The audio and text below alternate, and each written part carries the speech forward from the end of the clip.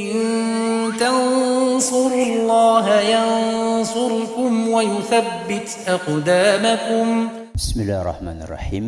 السلام عليكم ورحمة الله وبركاته. الحمد لله وكفى والصلاة والسلام على رسوله المصطفى وعلى آله وصحبه ومن اكتفى أما بعد. Kita panjatkan puja dan puji syukur kehadirat Allah Subhanahu wa taala. Pada kesempatan malam yang berbahagia kali ini, tanggal 20 Jumadats Tsaniyah 1445 Hijriah atau yang bertepatan dengan tanggal 1 Januari 2024, kita masih kembali diberi kekuatan, kesehatan, hidayah serta taufik dari Allah Jalla wa'ala, sehingga kita bisa kembali menghadiri pengajian rutin Asmaul Husna di Masjid Manarul Ilmi di Kompleks Pondok Pesantren Tunas Ilmu di Desa Kedung Wuluh, Purbalingga ini. Kita berharap semoga Allah Subhanahu wa taala berkenan untuk melimpahkan kepada kita semuanya ilmu yang bermanfaat, sehingga bisa kita amalkan sebagai bekal untuk menghadap kepada Allah Jalla wa'ala. Allahumma amin. Salawat dan salam semoga senantiasa tercurahkan kepada junjungan kita Nabi Agung Muhammad sallallahu alaihi wasallam, kepada keluarganya, sahabatnya, dan umatnya yang setia mengikuti tuntunannya hingga akhir nanti. Para hadirin dan hadirat sekalian yang kami hormati dan juga segenap pendengar serta pemirsa rahimani wa rahimakumullah. Pertemuan terakhir kita mengkaji nama Allah Al-Hayyu. Apa? Al-Hayyu. Apa terjemahannya? Yang maha pemalu. Apa? Yang maha pemalu. Pada saat itu kita telah menjelaskan makna dari nama Allah yang mulia ini, Al-Hayyu. Dan seperti biasanya, setelah kita mengkaji makna dari sebuah nama dari Asmaul Husna, maka kita akan membahas apa buah manis yang akan kita petik ketika kita mengimani nama Allah yang mulia ini. Yang punya kitabnya silahkan dibuka halaman 91. Fadhal. Bismillahirrahmanirrahim. Qala al-muallif Syekh Abdul Aziz Ibn Nasir Al-Julayl hafizahullahu ta'ala, min atharil imani bihadha al-ismil karim. أولا محبة الله عز وجل وإجلاله وتعظيمه وحمده وشكره والثناء عليه، وذلك بما يقتضيه هذا الاسم الكريم من الحلم والكرم والعفو والستر منه سبحانه على عباده. Nah, di antara buah yang akan kita petik ketika kita mengimani nama Allah Al-Hayy, yang pertama, kita akan semakin cinta dan bersyukur kepada Allah. Apa yang pertama? Kita akan semakin cinta dan bersyukur kepada Allah. Kok bisa? Apa kata penulis? Awalan, buah yang pertama, mahabbatullahi wa ijlaluhu wa ta'zimuhu wa hamduhu wa syukruhu wa thana'u alaih. Ketika seorang hamba mengimani nama Allah Al-Hayyu, maka dia akan semakin sering untuk bersyukur kepada Allah, akan semakin mengagungkan Allah, akan semakin cinta kepada Allah Subhanahu wa taala, akan semakin sering memuji Allah Azza wa Jalla. Kok bisa? وَذَلِكَ بِمَا يَقْتَضِيهِ هَذَا الِاسْمُ الْكَرِيمِ مِنَ الْحِلْمِ وَالْكَرَمِ وَالْعَفْوِ وَالسِّتْرِ مِنْهُ سُبْحَانَهُ عَلَى عِبَادِهِ. Karena saking maha pemalunya Allah, maka Allah akan lebih sering untuk memaafkan kesalahan-kesalahan kita dibanding menghukumnya. Allah Azza wa Jalla akan lebih sering menutupi aib-aib kita dibandingkan membongkarnya. Jadi ketika kita memahami bahwa Allah itu Al-Hayyu, yang Maha Pemalu, dan salah satu dari bentuk sifat malu Allah adalah Allah akan menutupi aib-aib kita, disitulah kita akan semakin cinta kepada Allah Azza wa Jalla. Apakah ada aib yang kita kerjakan sampai mati orang lain tidak tahu? Ada? Ada tuh banyak. Banyak. Sampai kita mati ada aib-aib kita yang tidak diketahui oleh orang lain. Padahal kita mati setelah kita dikasih umur sama Allah, ada yang 50 tahun, ada yang 60 tahun, ada yang 70 tahun, ada yang 80 tahun. Jadi selama sekian puluh tahun itu Allah Subhanahu wa ta'ala tutupi aib kita.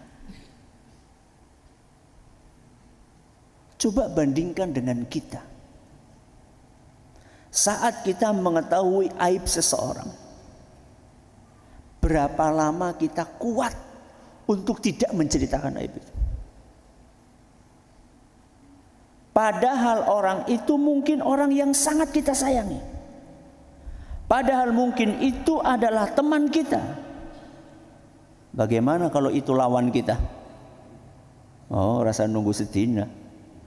Seperti menemukan harta karun. Dengan tukaran. Tidak akur dengan seseorang.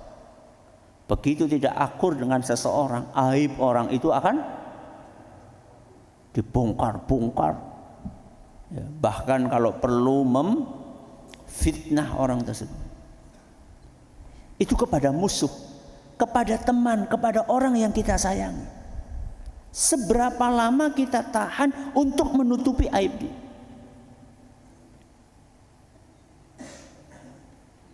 Karena memang karakter manusia itu senangnya apa? Senangnya cerita. Makanya kalau jenengan ketemu sama teman akrab, kalau sudah cerita tahan berapa jam? Berjam-jam. Apa maning dikancani? Kopi karo kacang. Wes. Kopi nentong gawe maning. Tahan kita sampai berjam-jam. Emang karakter manusia itu senang untuk menyampaikan sesuatu yang dia ketahui. Padahal kadang-kadang yang dia ketahui itu adalah sesuatu yang tidak pantas untuk diapakan? Untuk diceritakan. Alhamdulillah Allah gak kayak manusia. Allah Subhanahu wa ta'ala Maha Pemalu.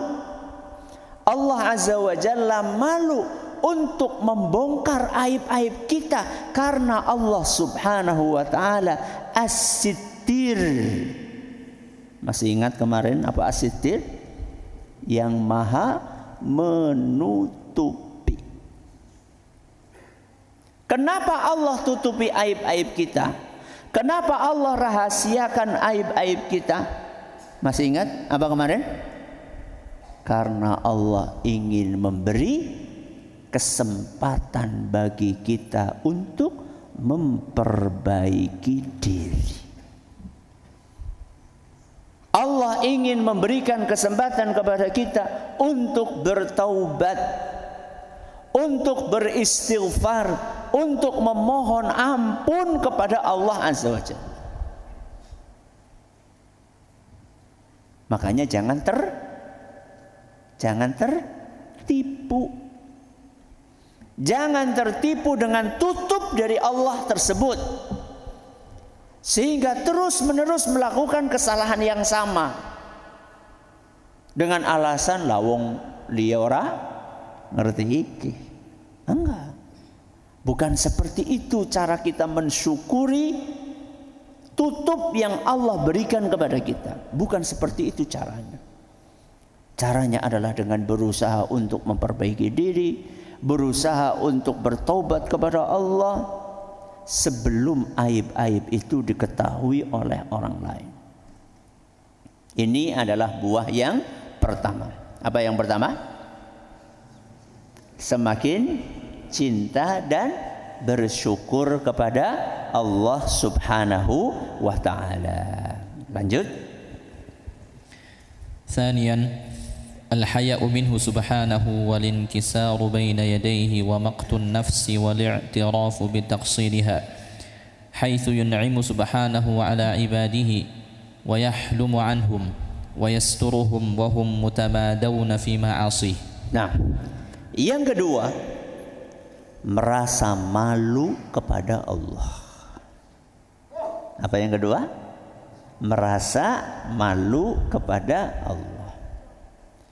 Kenapa Ustaz?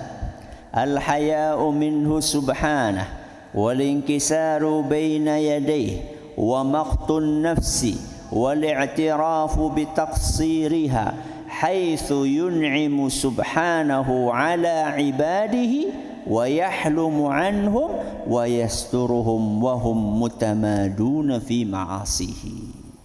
Kenapa kita merasa malu kepada Allah? Karena setiap hari kita berbuat maksiat dan setiap hari pula Allah memberikan nikmat kepada kita. Malu atau tidak? Malu.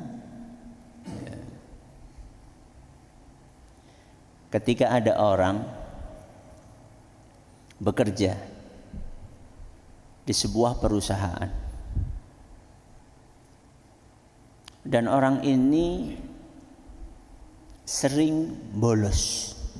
Sering apa? Bolos.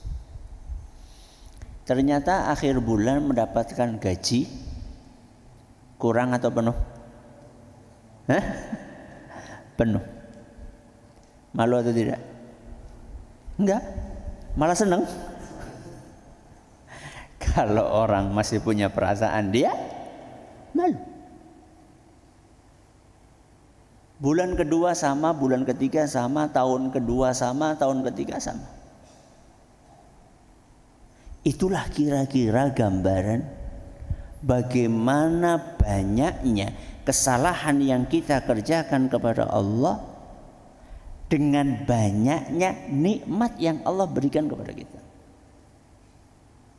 Ketika kita membaca doa Sayyidul Istighfar yang disunahkan untuk dibaca setiap pagi dan sore. Di akhir dari Sayyidul Istighfar itu ada kalimat apa? Abu ulaka bi ni'matika alayya wa abu ulaka bi dzambi. Apa artinya? Abu ulaka bi ni'matika alayya. Apa artinya?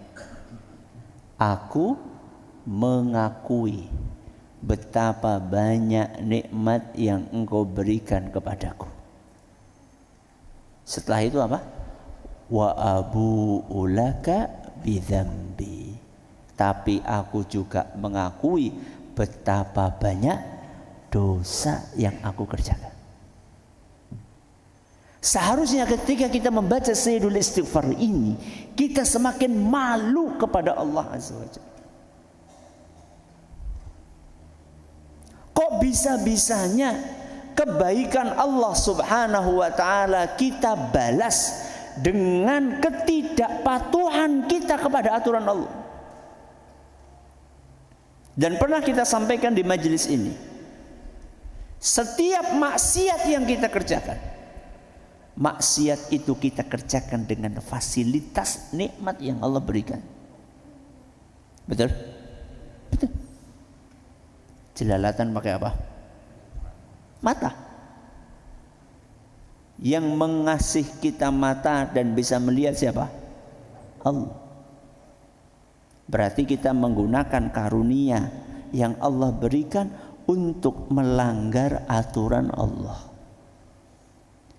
Ngerasani pakai apa? Mulut. Mulut siapa yang ngasih? Allah. Kita gunakan mulut yang Allah berikan untuk melanggar aturan Allah. Begadang sampai jam berapa tadi malam? Oh, ranana, alhamdulillah. Yang begadang sampai jam 12 hanya untuk menunggu jarum jam pindah dari jam 12 lewat berapa? 1 menit.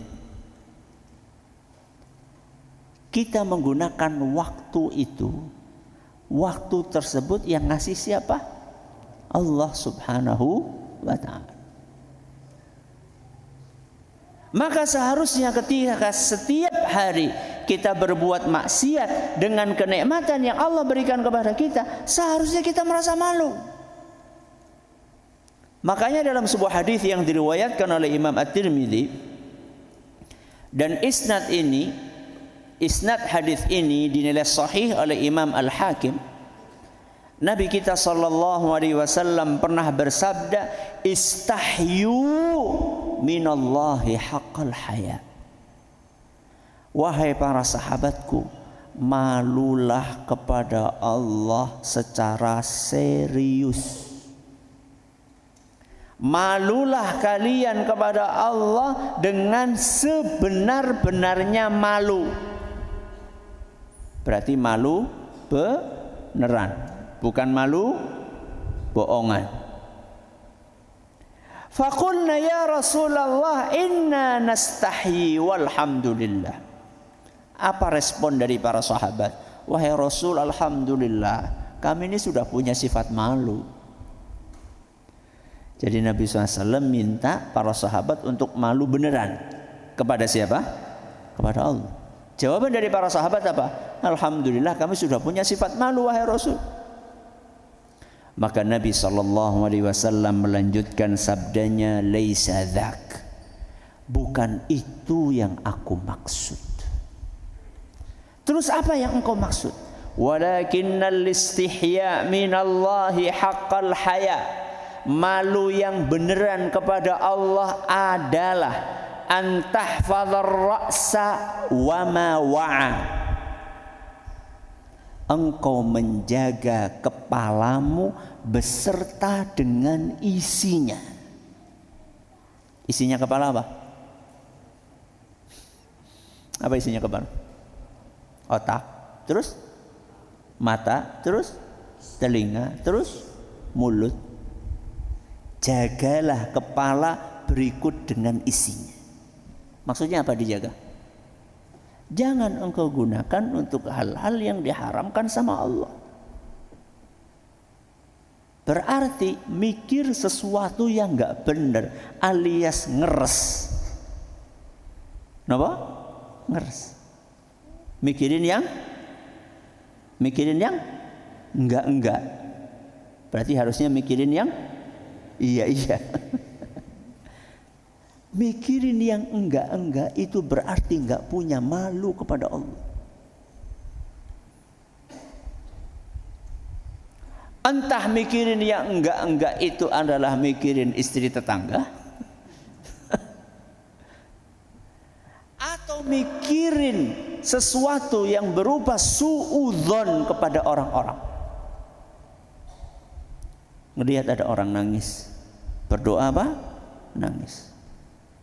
Kemudian berpikir, riya gitu. Apa? Riya. Itu mikirin yang enggak apa yang iya? Yang enggak, ngeres itu. Ngeres. Ada seorang ulama salaf tertimpa musibah, bangkrut. Bangkrut. Beliau bercerita, saya bangkrut hari ini karena 40 tahun yang lalu. Berapa? 40 tahun yang lalu. Saya pernah suudzon kepada orang lain. Ngelihat ada orang di masjid berdoa, khusyuk, nangis, saya suudzon. Ini orang lagi pamer. Ini orang lagi riya. Itu termasuk pikiran apa? Peres. Kalau kita penuhi kepala kita dengan suudzon, kita gunakan mata yang ada di kepala kita untuk melihat sesuatu yang tidak pantas untuk dilihat di dunia nyata maupun di dunia maya. Berarti kita enggak malu sama Allah Azza wa Jalla. Kalau kita masih gunakan telinga kita untuk mendengarkan sesuatu yang dibenci sama Allah dan Rasulnya Sallallahu Alaihi Wasallam, berarti kita enggak malu sama Allah Azza wa Jalla. Kalau lisan kita masih kita gunakan untuk menggunjing orang lain, untuk berbohong, untuk memfitnah, berarti kita belum malu kepada siapa? Allah Azza wa Jalla. Kata Nabi SAW, malu yang beneran kepada Allah, antahfadhar ra'sa wa mawa. Jagalah kepalamu berikut isinya. Terus ada Rasul, wal batna wa ma hawa. Malu beneran kepada Allah adalah engkau jaga isinya. Perut dan isinya. Apa isinya perut? Lambung. Terus apa lagi? Kolbu. Jantung. Ya. Berarti maksudnya apa Ustaz? Maksudnya adalah jangan kita masukkan hal-hal yang haram kemana? Ke perut kita. Jangan kita gunakan kalbu kita untuk melakukan hal-hal yang diharamkan sama Allah Azza wa Jalla. Riya, apalagi sombong, apalagi hasad, iri, dengki kepada orang lain. Berarti kalau misalnya kita melakukan hal-hal tersebut, kita nggak jaga perut kita beserta dengan isinya. Kalau kita nggak peduli dengan apa yang masuk ke perut kita, apakah itu halal, apakah itu haram, ataukah itu syubhat, nggak peduli. Kabeh di untal. Naudzubillahi min dzalik. Nanti kadal ya diuntal. Nggak peduli apakah ini halal atau haram atau syubhat. Sing penting wareg. Berarti orang ini enggak malu kepada siapa? Pada Allah Azza wa Jalla. Terus apalagi wahai Rasul? Wal tadhkuril mauta wal bila. Tandanya kita sudah malu dengan malu yang sebenarnya kepada Allah adalah kita senantiasa ingat kematian. Ingat apa? Kematian. Ingat mati itu bagus apa jelek? Ingat mati bagus atau jelek? Tergantung. Tergantung apa efeknya. Ada sebagian orang ingat mati sehingga dia nggak bersemangat lagi untuk hidup, kurturon, orang tahu ngaji, orang tahu sholat. Kenapa? Lah nyung wis pengen mati baik. Ini baik atau jelek? Jelek. Berarti ingat mati yang baik yang bagaimana? Yang memotivasi kita untuk beramal, yang memotivasi kita untuk memperbaiki diri, yang memotivasi kita untuk meninggalkan hal-hal yang tidak pantas untuk dikerjakan. Wal tadhkuril mauta wal bila. Ingatlah terus apa? Kematian. Wa man aradal akhirata taraka zinatad dunya. Barang siapa yang pengen akhirat, maka dia tidak akan tenggelam dalam keindahan dunia.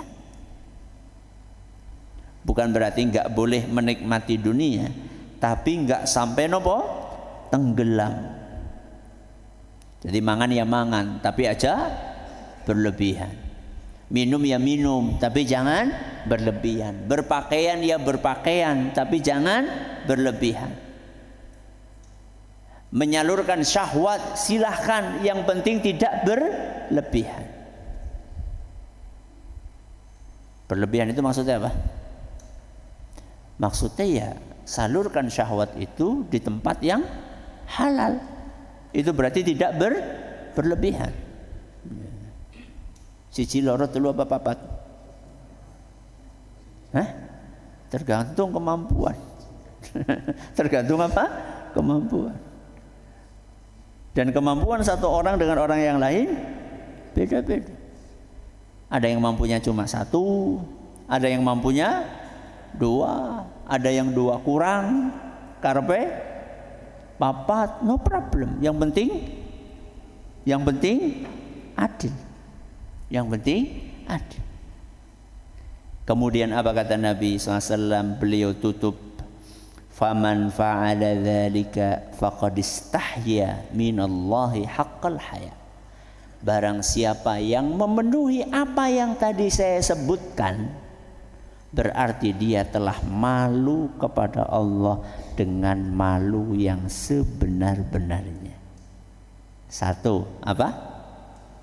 Menjaga kepala beserta isinya. Dua, menjaga perut beserta isinya. Tiga, selalu ingat kematian. Dan yang keempat, tidak tenggelam dalam keindahan dunia. Ini adalah buah yang kedua. Malu kepada siapa? Merasa malu kepada Allah. Yang ketiga, ثالثا الحياء من الخلق أن يروه على فعل قبيح أو خارم المروءة، وهذا الحياء يحبه الله عز وجل، بل هو من شعب الإيمان كما جاء في الحديث: والحياء شعبة من الإيمان، أخرجه البخاري ومسلم. ولكن ينبغي أن لا يكون الحياء سببا لجهل الإنسان بالحق أو تفويت ما يحتاج إليه في دينه أو دنياه، فإنه في هذا الحال يصير مذموما. Nah, buah yang ketiga, mengimani nama Allah Al-Hayyu, merasa malu kepada sesama. Kepada siapa? Sesama. Kepada sesama berarti kepada siapa? Kepada orang lain. Berarti ada orang pemalu itu bagus apa jelek? Hah? Anak yang pemalu bagus atau jelek? Kok tergantung? Nabi SAW mengatakan dalam Sahih Bukhari, innal haya'a khairun kulluhu. Sifat malu itu semuanya baik, gak ada yang jelek. Berarti kalau kita punya anak pemalu bagus atau jelek? Kok diam? Bagus atau jelek? Bagus. Malu itu nggak ada yang jelek. Malu itu nggak ada yang jelek. Kata Nabi SAW, ketika ada seorang sahabat menegur saudaranya yang pemalu, apa kata Nabi SAW? Da'hu, biarkan saudaramu, jangan kamu tegur. Fa innal haya'a la ya'ti illa bi khair. Sifat malu itu hanya mendatangkan kebaikan. Berarti kalau punya anak pemalu bagus atau tidak? Bagus. Al haya'u syu'batun minal iman. Malu itu adalah salah satu cabang keimanan. Kata Nabi SAW dalam hadis riwayat Bukhari dan Muslim. Tapi malu itu apa? Malu itu apa? Malu itu adalah perasaan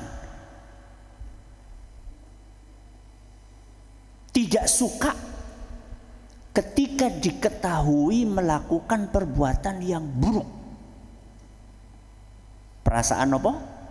Tidak suka ketika ketahuan melakukan apa? Sesuatu yang buruk. Itulah sifat malu. Malu ketika ketahuan nyuri. Bagus atau tidak? Bagus atau tidak? Bagus. Berarti orang ini masih normal. Kalau ketahuan nyuri malah tepuk apa? Dada. Ini loh, aku adalah pencuri. Ketangkap KPK karena apa? Korupsi. Malah mesam-mesem bangga. Itu berarti dia nggak punya apa? Malu. Apa tadi malu? Merasa tidak suka ketika ketahuan melakukan keburukan. Kalau ada orang Muslim dewasa diajak ke masjid, diajak apa? Ke masjid. Untuk apa? Sholat. Untuk apa? Ngaji. Kok dia menjawab, aku izin, saya malu. Apakah ini adalah malu yang benar? Jawabannya tidak. Kita kembalikan kepada definisi apa? Malu. Apa tadi malu? Merasa tidak suka, merasa tidak enak ketika ketahuan melakukan keburukan. Melakukan keburukan. Oke. Berangkat ke masjid untuk sholat. Apa itu? Kebaikan. Berangkat ke masjid untuk ngaji. Apa itu? Kebaikan. Berjilbab dengan jilbab yang sempurna. Kebaikan atau keburukan? Kebaikan. Berarti kalau ada seorang muslimah diajak untuk berjilbab, kemudian apa jawabannya? Izin loh. Kancane orang sing kudungan. Malu ah. Berarti itu bukan sifat malu yang benar. Maka sifat malu yang benar itu adalah merasa tidak enak, merasa tidak nyaman, merasa tidak suka ketika ketahuan melakukan hal yang buruk. Kalau ada orang merasa malu untuk melakukan kebaikan, merasa malu untuk ngaji, merasa malu untuk sholat, merasa malu untuk berhijab, merasa malu untuk belajar membaca Al-Quran, berarti ini bukan sifat malu yang dianjurkan di dalam agama Islam.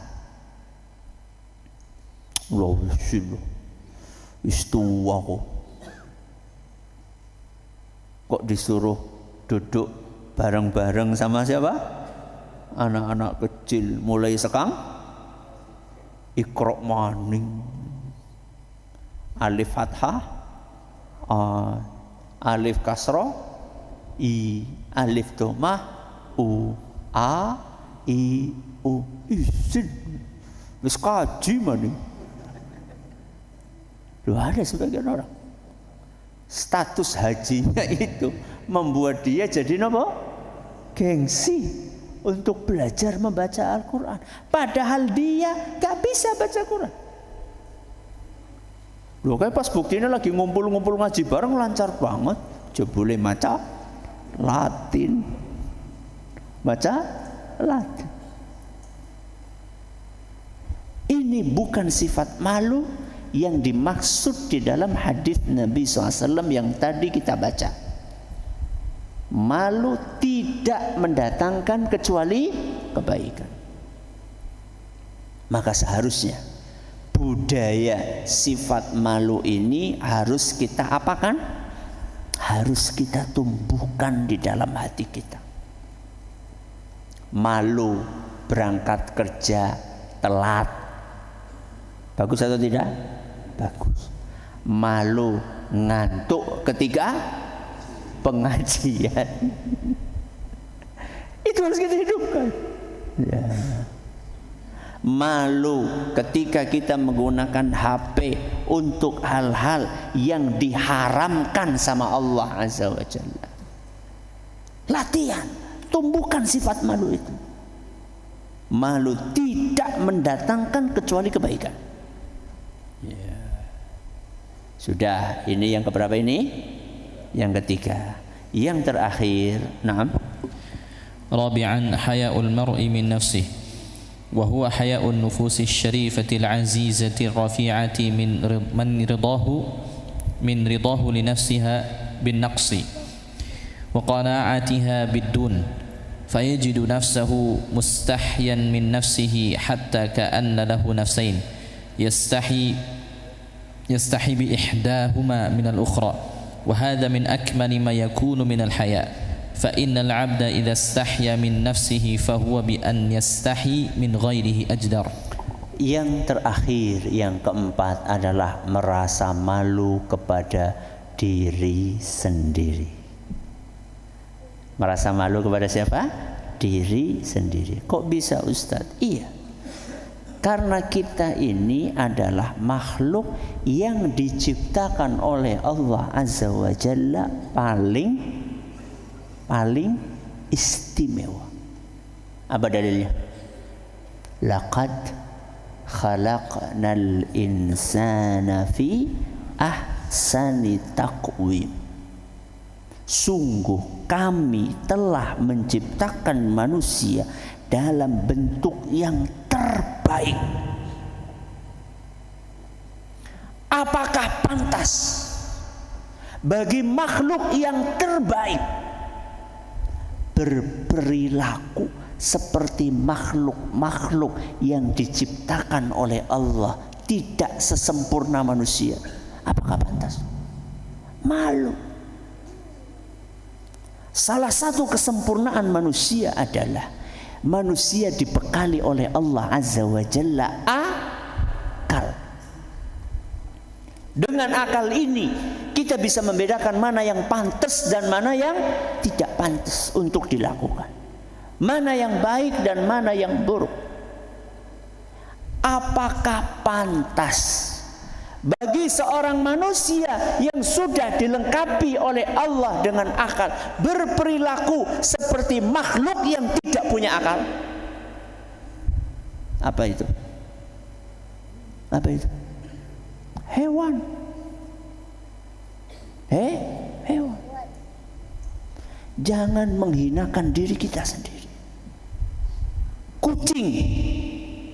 Apa? Kucing. Punya akal? Enggak. Ayam punya akal? Enggak. Kuda punya akal? Enggak. Babi? Enggak. Lihat ketika makhluk-makhluk yang saya sebutkan ini pengen menyalurkan nafsunya, apa yang dilakukan? Nyari tempat yang tertutup? Mencari pasangan yang sah?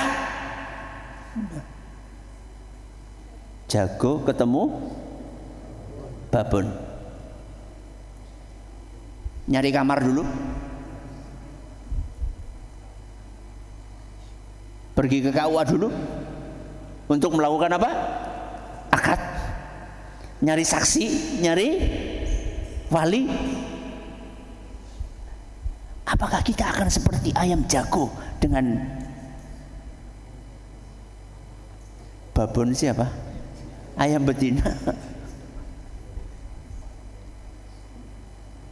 Sejatinya manusia yang berzina tanpa peduli apakah ini sah atau tidak sah, yang berselingkuh, menyalurkan syahwatnya bukan di tempatnya yang pas, bukan di tempat yang halal, maka dia telah menghinakan dirinya sendiri. Kita ini punya akal, kita ini punya iman yang membuat manusia lebih sempurna dibandingkan binatang. Apakah kita akan menghinakan diri kita seperti binatang? Makanya di dalam Al-Quran Allah Azza wa Jalla sampai mengatakan ada sebagian manusia yang lebih parah dibandingkan apa? Binatang. Balhum adall,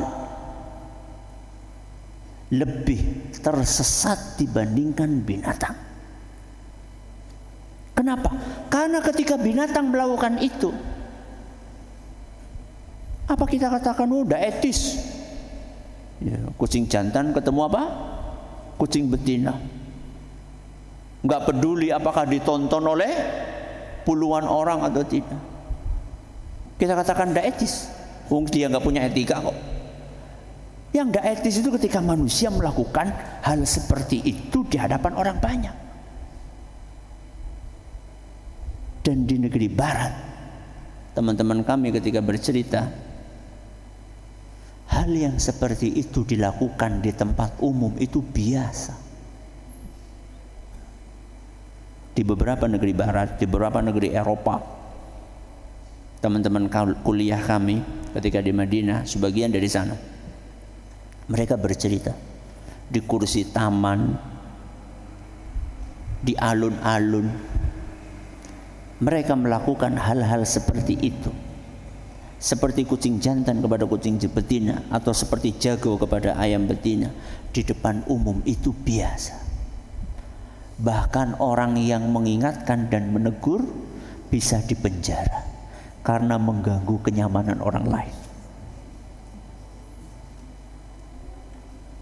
Dan orang-orang kafir menghendaki agar ketidakpantasan seperti itu diimpor ke seluruh negara yang ada di dunia, termasuk ke negeri kita. Dan kita nggak boleh diam, dan kita harus melawan. Apakah kita akan menjatuhkan harga diri kita seperti binatang? Semoga Allah jaga kita semua.